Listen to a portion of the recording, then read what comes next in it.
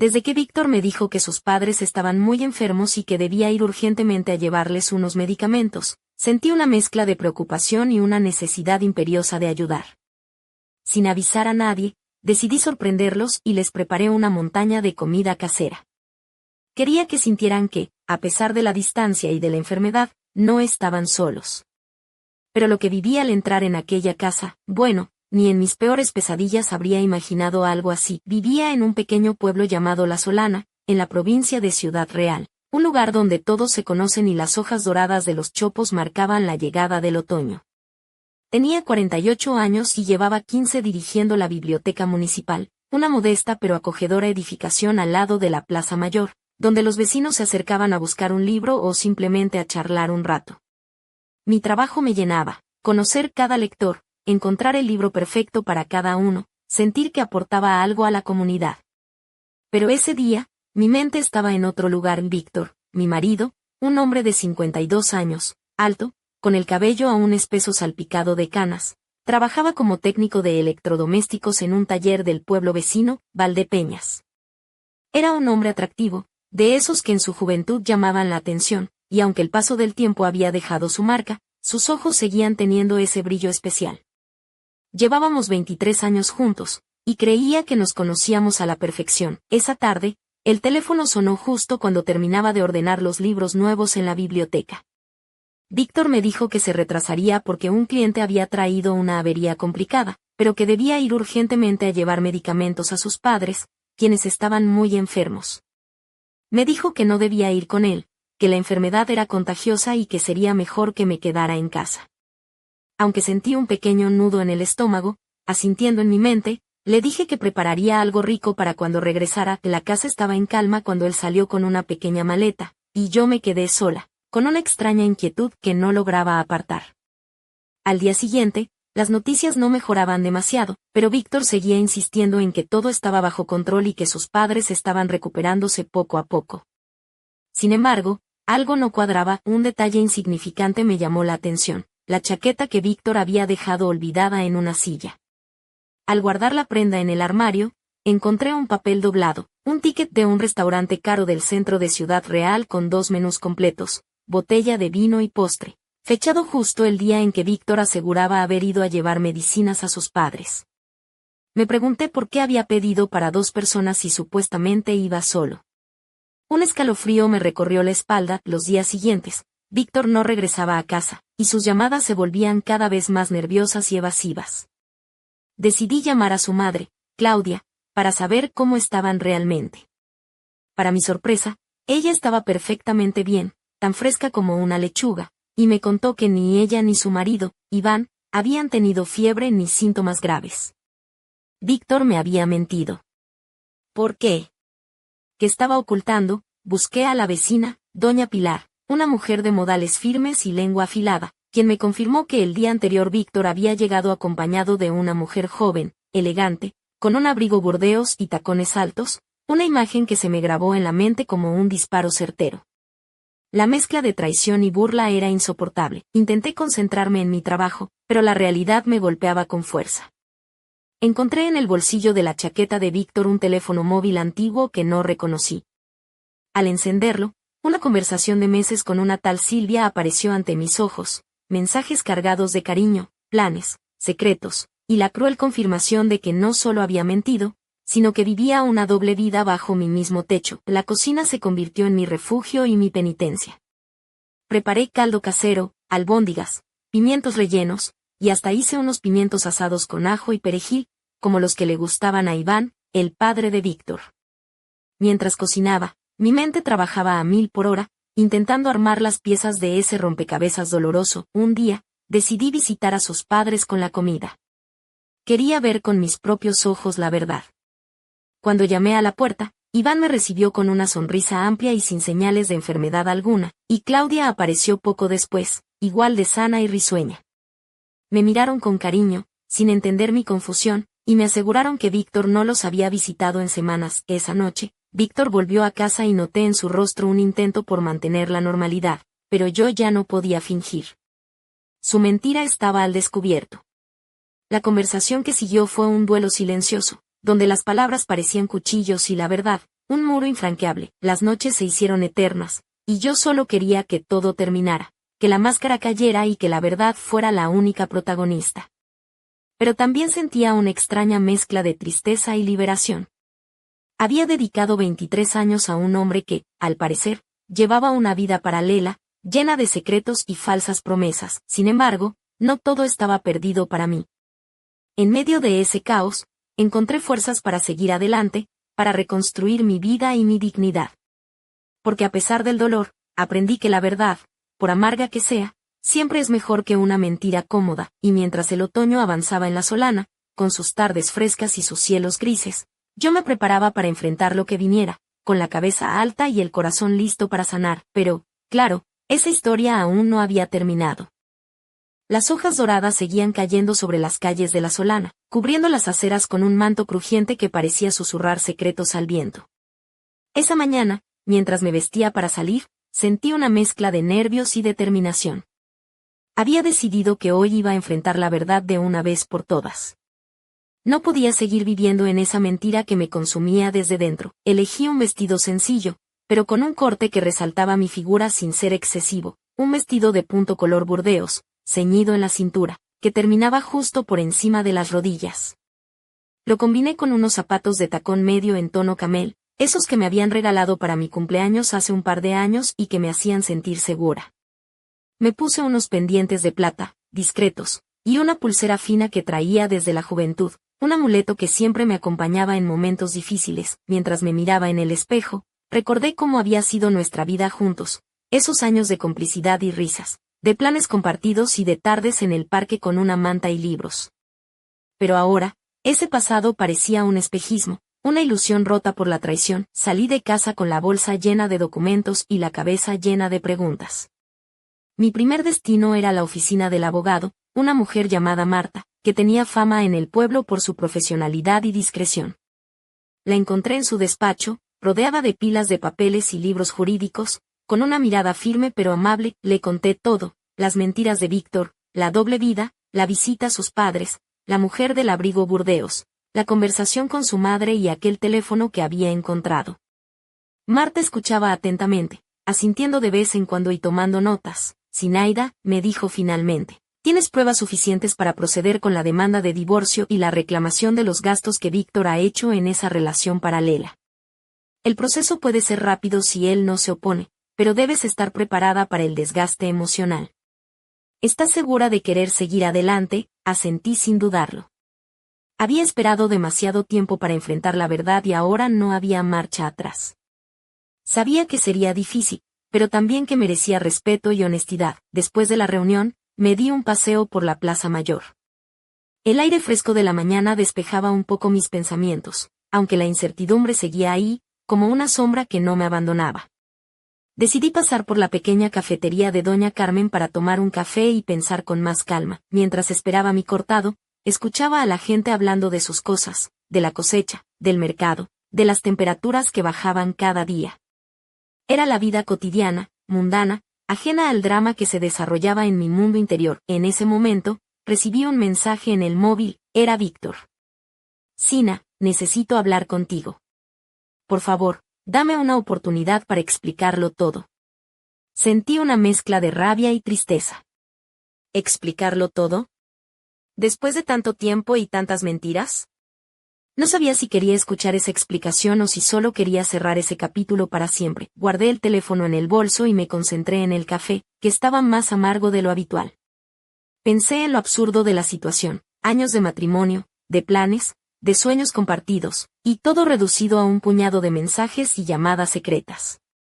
Me pregunté cómo había podido no verlo antes, cómo había permitido que la confianza se deshilachara poco a poco sin darme cuenta. Esa tarde, volví a la biblioteca, pero no con la misma energía de siempre. Me senté en el despacho, rodeada de libros y papeles, y decidí ordenar mis pensamientos escribiendo en un cuaderno. Cada palabra que plasmaba era como un pequeño acto de liberación, un paso hacia la reconstrucción de mi identidad. Recordé también a mis amigas, esas mujeres fuertes que siempre habían estado a mi lado, dispuestas a escuchar sin juzgar. Sabía que tendría que apoyarme en ellas más que nunca, porque la soledad, aunque a veces necesaria, podía convertirse en una trampa peligrosa. Mientras escribía, el teléfono volvió a sonar. Esta vez no era Víctor.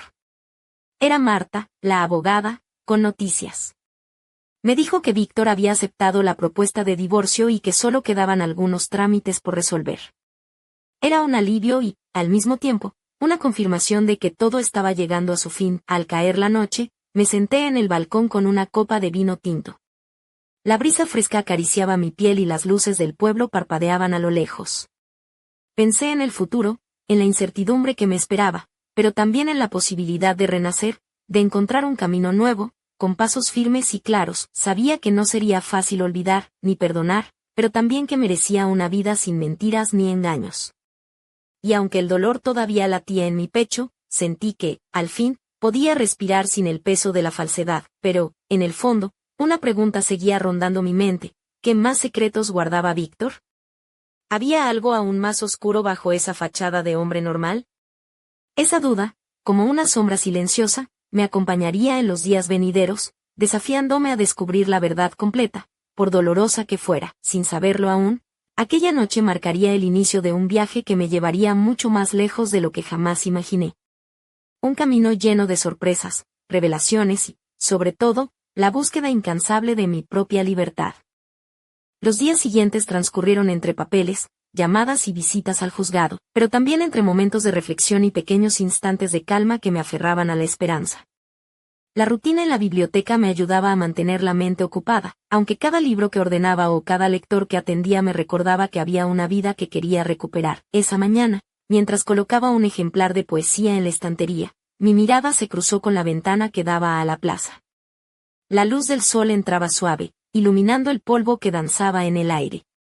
Me parecía increíble cómo podía haber tanta belleza en un lugar tan sencillo, mientras dentro de mí todo era un huracán de emociones. Decidí dar un paseo por las calles empedradas del pueblo para despejar la cabeza. Me puse una gabardina beige que había heredado de mi madre, unas botas de cuero marrón que usaba para caminar y un pañuelo de seda atado al cuello, que me daba un toque de elegancia discreta. Mi bolso cruzado colgaba de mi hombro, con lo justo para sentirme libre sin perder lo esencial. Mientras caminaba, los vecinos me saludaban con esa mezcla de cariño y curiosidad que caracteriza a los pueblos pequeños. Sabía que algunos ya se habían enterado de la situación, aunque nadie decía nada directamente. La discreción era una regla no escrita que todos respetaban, aunque las miradas hablaban más que las palabras. Al pasar por la plaza, vi a don Manuel, el profesor de historia del instituto, sentado en un banco leyendo un libro grueso.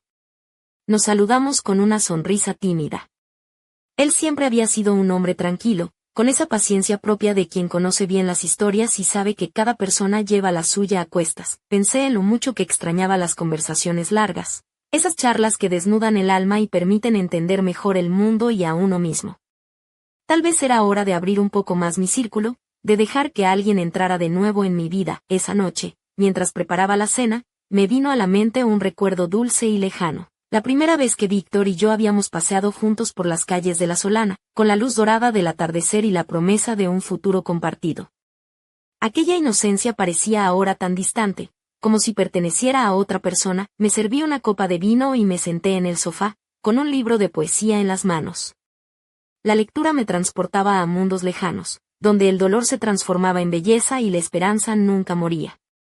Cerré los ojos un instante y respiré profundamente, dejando que el silencio llenara cada rincón de mi ser, pero el destino tenía otros planes. Al día siguiente, mientras organizaba el archivo de la biblioteca, recibí una llamada inesperada. Era Clara, una antigua amiga de la universidad, que ahora vivía en Toledo y trabajaba como periodista. Su voz sonaba alegre, pero con un tono de urgencia que me hizo sentarme. Me contó que había encontrado información sobre Víctor que podría interesarme, algo que había surgido mientras investigaba un reportaje sobre casos de infidelidad y doble vida en la región. Me habló de documentos, fotos y testimonios que apuntaban a una red de engaños mucho más compleja de lo que yo había imaginado. Al principio, pensé que era una broma macabra, pero la certeza en su voz me hizo comprender que no podía ignorarlo. Me prometió enviar todo lo que tenía y ayudarme a descubrir la verdad, sin importar lo dolorosa que fuera. Esa noche, al abrir el correo, encontré una carpeta con cientos de archivos, mensajes y fotografías. Víctor no solo había tenido una aventura con Silvia, sino que había mantenido otras relaciones secretas, moviéndose entre ciudades y personas con una habilidad asombrosa y cruel. La revelación me dejó sin aliento. ¿Cuántas veces más me había engañado? ¿Cuántas otras mentiras había tejido para ocultar su verdadera vida? El dolor se mezclaba con la rabia y la incredulidad, pero también con una determinación renovada. Debía cerrar ese capítulo para siempre. Sin embargo, en medio de aquella tormenta, una pista llamó poderosamente mi atención. Una dirección en Madrid, un nombre que Víctor había mencionado en sus mensajes, pero que yo nunca había escuchado antes. ¿Quién era esa persona? ¿Qué papel jugaba en su red de mentiras? El misterio se abría ante mí como un abismo oscuro, y aunque temía lo que podía encontrar al otro lado, sabía que no podía detenerme. La verdad, por cruel que fuera, era la única llave que me permitiría liberarme y seguir adelante. Con el corazón acelerado y la mente llena de preguntas, cerré el ordenador y miré hacia la ventana. La luna llena iluminaba las calles silenciosas de La Solana, como un faro que guiaba a quienes se atreven a buscar la luz en la oscuridad. Sabía que el camino por delante sería difícil y que las heridas tardarían en sanar, pero también que estaba lista para enfrentar lo que viniera. Porque a veces, para renacer, primero hay que atravesar el fuego, y así, con la fuerza de quien ha tocado fondo y decide volar, me preparé para dar el siguiente paso, sin saber que aquello solo era el comienzo de una historia que cambiaría mi vida para siempre. La mañana siguiente amaneció fría y nublada, como si el cielo también compartiera mi incertidumbre. Me vestí con cuidado, escogiendo un abrigo oscuro de lana gruesa que me envolvía hasta las rodillas, unas botas altas de ante negro y un pañuelo de cachemir gris que me protegía del viento cortante. Aunque la ropa me mantenía caliente, sentía un frío distinto, uno que calaba en los huesos y en el alma. Decidí que tenía que ir a Madrid. Necesitaba ver con mis propios ojos qué había detrás de esa dirección misteriosa que había encontrado en la documentación que Clara me había enviado. No podía quedarme atrapada en La Solana, dando vueltas a las mismas preguntas sin respuestas. Era hora de salir, de buscar la verdad más allá de las fronteras conocidas, aunque eso significara adentrarme en un territorio desconocido y peligroso. Cogí el tren temprano, con una mochila ligera y el corazón encogido. Mientras el paisaje cambiaba, los campos de Castilla se extendían en un mosaico de ocres y verdes. Pensaba en cómo la vida puede dar giros inesperados, como una novela con capítulos que nunca imaginaste escribir. Al llegar a Madrid, la ciudad me recibió con su habitual bullicio, el ruido de coches, el murmullo constante de las multitudes y el olor a café recién hecho mezclado con la humedad de la mañana. Caminé hasta la dirección que me habían señalado, en un barrio antiguo de calles estrechas y fachadas gastadas por el tiempo, un lugar donde la historia y el presente se entrelazan en cada rincón. La puerta estaba entreabierta, y al asomarme, sentí un escalofrío que me recorrió la espalda. La entrada daba a un pequeño vestíbulo lleno de fotografías en blanco y negro, recuerdos congelados que parecían observarme con ojos mudos. Me adentré con cautela, tratando de controlar la mezcla de miedo y curiosidad que me dominaba. De repente, una voz femenina suave pero firme resonó tras de mí. Me di la vuelta y vi a una mujer de mediana edad, con el cabello oscuro recogido en un moño elegante, ojos penetrantes y una sonrisa enigmática que no lograba descifrar. ¿Puedo ayudarte?, preguntó, sin perder la compostura. Sentí que la garganta se me apretaba, pero logré responder que buscaba a Víctor. La mujer asintió lentamente y me invitó a pasar a una sala contigua, donde me ofreció un café y un asiento cómodo. Su nombre era Isabel, y según confesó, había conocido a Víctor mucho antes de que yo entrara en su vida. Lo que escuché a continuación fue un torbellino de confesiones y verdades a medias. Isabel no solo era una de las múltiples mujeres con las que Víctor había compartido secretos y mentiras, sino que también había sido cómplice involuntaria de sus engaños. Me habló de sus encuentros, de los regalos caros, de las promesas incumplidas y de un hombre que, tras la apariencia de esposo fiel y trabajador, escondía un alma errante y egoísta. Mientras Isabel hablaba, me di cuenta de que mi dolor no era único ni exclusivo. Víctor había tejido una red de engaños que atrapaba a muchas, y yo no era más que una víctima más de su juego sucio. Pero, a diferencia de ellas, yo había decidido romper las cadenas y enfrentar la verdad sin importar el precio. Antes de marcharme, Isabel me entregó una carpeta con fotografías y mensajes que confirmaban sus palabras. Era la prueba definitiva de que Víctor había llevado una doble vida no solo en La Solana, sino también en Madrid y otros lugares que desconocía. La sensación de traición se mezclaba con una extraña liberación, como si al conocer toda la verdad pudiera empezar a sanar. De vuelta en el tren hacia casa, con la carpeta entre mis manos y el corazón pesado, pensé en lo irónico que era que un hombre que se había presentado como mi compañero durante más de 2 décadas resultara ser un desconocido.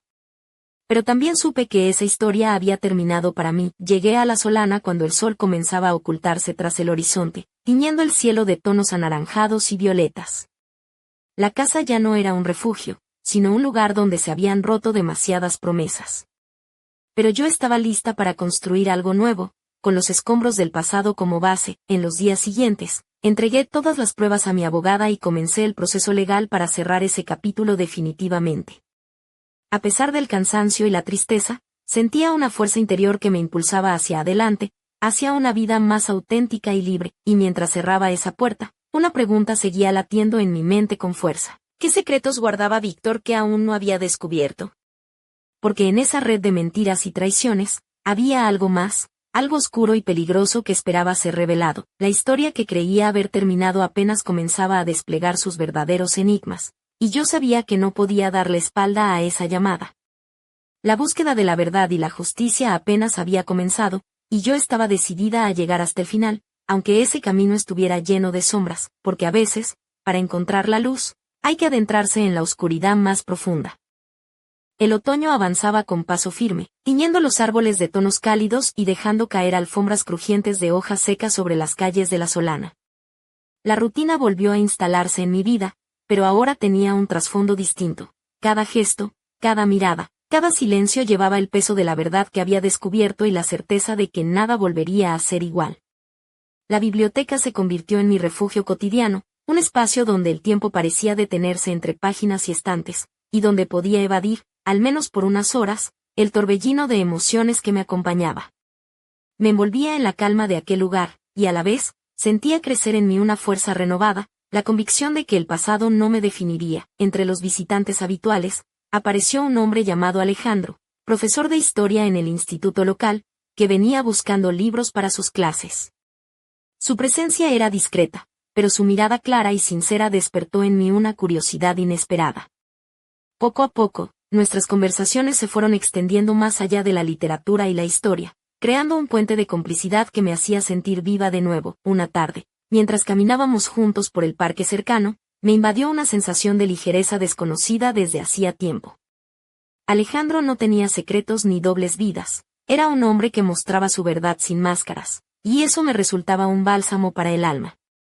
Sentí que, tal vez, podía permitirme confiar de nuevo. Sin embargo, el recuerdo de Víctor y sus mentiras seguía presente, como una cicatriz que no terminaba de sanar.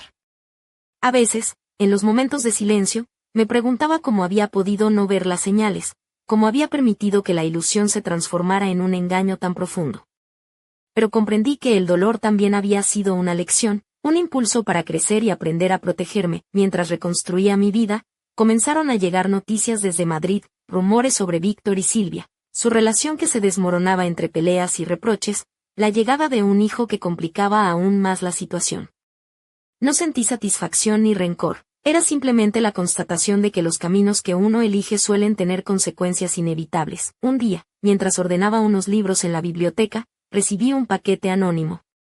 Dentro había una carta breve y una llave antigua, oxidada, que parecía sacada de otro tiempo. La carta decía simplemente: la verdad no siempre está donde parece. Busca en el lugar donde comenzó todo. El corazón me dio un vuelco. ¿Qué significaba aquello? ¿Quién me enviaba ese mensaje? ¿Había algo más, un secreto oculto que Víctor había dejado atrás? La duda me envolvió con una mezcla de miedo y determinación. Decidí regresar a la casa que habíamos compartido durante tantos años, esa que ahora parecía un vestigio de un pasado que se desvanecía. La llave podría abrir un rincón desconocido, un baúl, un armario escondido, cualquier cosa que guardara respuestas. Al llegar, noté el silencio extraño que había reemplazado la vida que una vez conocí. El aire estaba cargado de recuerdos y sombras. Inserté la llave en la cerradura de un pequeño armario empotrado en el pasillo, uno que nunca habíamos usado realmente. La cerradura cedió con un clic sordo. Dentro, encontré una caja de madera, cuidadosamente cerrada y cubierta de polvo. Al abrirla, mis ojos se toparon con fotografías, cartas y documentos que hablaban de un pasado aún más oscuro y complicado. Había nombres que no reconocía, fechas que no encajaban con la historia que Víctor me había contado, y sobre todo, indicios de una vida paralela que trascendía la rutina y las infidelidades.